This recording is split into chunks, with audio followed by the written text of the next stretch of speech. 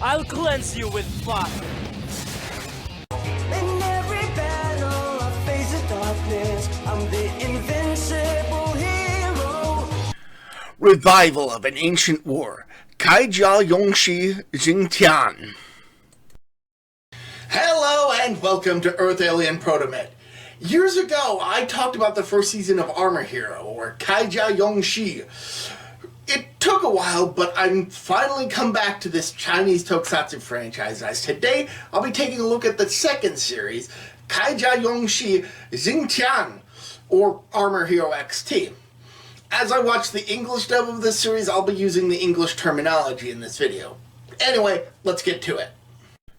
Long ago, Lucius, an evil general exiled from the planet Ares, along with his monster soldiers, the Dim Army, attempted to gain the power needed to overthrow the king that exiled them.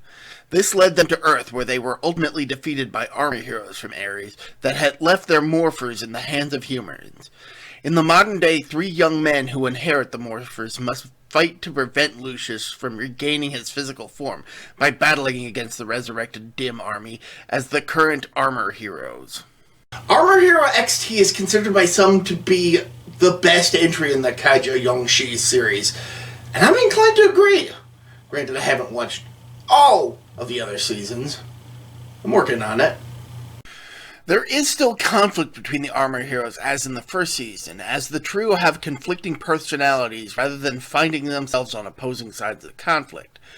Edward Fay Jr., the inheritor of the Cyclone armor, is a vain jerk, stemming from his rich parentage and being the first and swiftest of the modern Armor Heroes. He believes that he's the only one needed to defeat the monsters, which quickly gets proven wrong. Over the course of the series, he's the one member of the team who has problems working with the others, but for different reasons as the show progresses.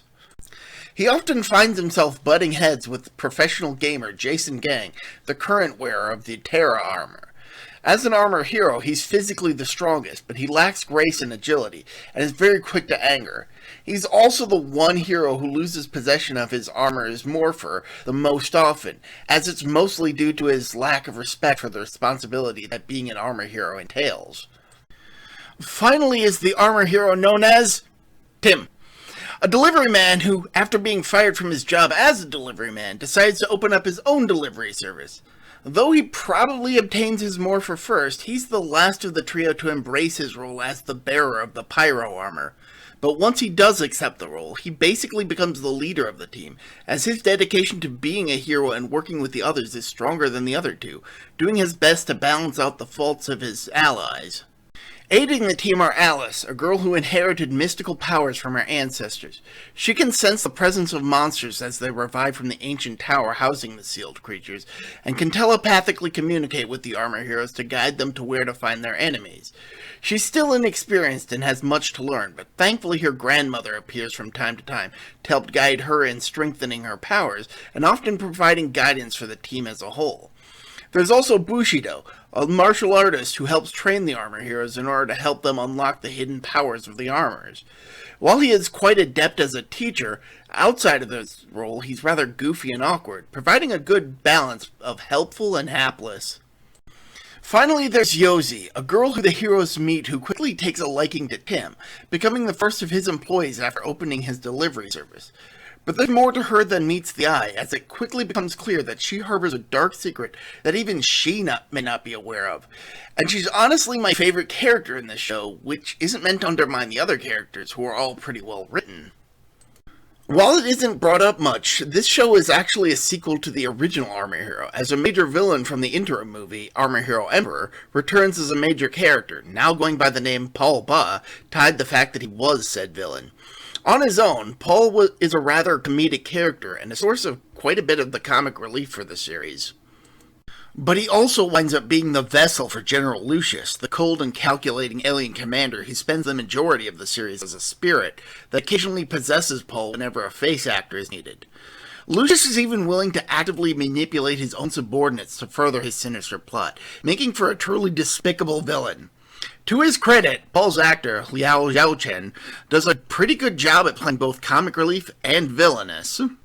And speaking of his subordinates, 3 in particular stand out, acting as counterparts to the Armor Heroes. First is Joseph, who after living as a human for years, wants to become a barber, only to find that humans can be cruel, even if they don't know their targets of their hostility are actually powerful monsters. But after revealing his true nature, he quickly finds himself on the run from the law, but unwilling to rejoin the dim army.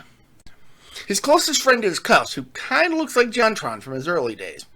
When he's introduced, he's engaged to his human girlfriend, and has his whole life ahead of him, all of which comes crumbling apart when she and her family are attacked by the dim army, and he's led to believe that Joseph is the one responsible. As a result, he feels conflicted about whether to remain living as a human or embrace his monstrous side. And lastly is Amex, the son of Lucius, and the one who outright rejects his role as a villain. While he works at Paul Ba's company, and as a result unknowingly works for his father, he is the one character to reach out to the armor heroes with an olive branch to try and stop his mad father, but finds it hard as the heroes don't quite trust him given their experiences with both the dim army and Lucius especially. But if anyone can let go of the turbulent past and push towards a bright and peaceful future, surely he can. And because I couldn't find a spot to fit her in anywhere else in this video, Miss Lin is Paul Ba's assistant, but also the first human to become a servant to Lucius, and as a result, she brings her two bosses into contact with each other. While she is very clearly a villain in all this, she winds up being a major source of comic relief as she clearly doesn't comprehend the depths of evil Lucius is capable of, as she's only in it for her vanity. She and Paul make for a pretty funny pair early on in the series. The action of Armor Hero XT is definitely a step up from the first series, as the fights are faster paced and feel more like the combatants are actually trying to fight. The drama is also better, as the heroic team have problems working together for various reasons, while the higher ranked villains aside from Lucius are conflicted about even being villains, let alone monsters from another world. There are even times when characters from both sides aren't trying to eliminate each other, making for a more human story. Armor Hero XT is comprised of 2 seasons, with the first season ending with the defeat of Lucius and the dim army, but also with the possibility of them returning, which of course they do. As a result, there are almost no new monsters introduced in the second season, with all the members of the dim army returning to plague the armor heroes, who must learn to access the powers that still lie hidden in their armors, and trying to stop Lucius from achieving his true objective in the conflict. If this had been last year, I would have told you to check out the whole series on YouTube, as every dubbed episode of the show was uploaded on the Armor Hero YouTube channel. Unfortunately, as I was watching through the series for the first time last year, the whole channel just kind of erased itself.